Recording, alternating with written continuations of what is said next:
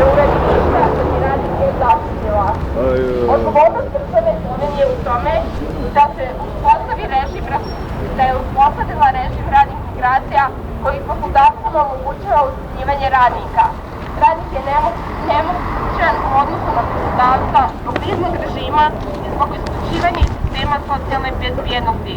Radnik treba raditi kod istog poslodavca minimalno 2 godine, a u to ne broji sezonska radna dozvola ili dozvola za radnike poslane u inostranstvo, da bi dobio osobnu radnu dozvolu koja mu omogućava da mijenja poslodavca i da ima pristup čitavom tržištu rada.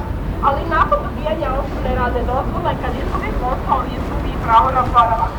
Da bi dobio nakon dobijanja zaposlenosti, samo treba imati osobnu radnu dozvolu i stalni boravak, koji je rada u poslu. Zbog ovakvih ugleda obmanjena dava u jedne zakonske. Radnici veoma teško dolaze do osnovnih različitih socijalnih prava. Od podataka ima i država Bosne i Hercegovine, koja je uslovljenje potpisala sklopu o socijalnoj bezbjednosti, u kojom radnik državljani BiH treba imati stalni boravak i osobnu radnu dozvolu da bi mogao dobiti naknadu za nezaposlenost. Situacija Bosne i Hercegovačkih radnika i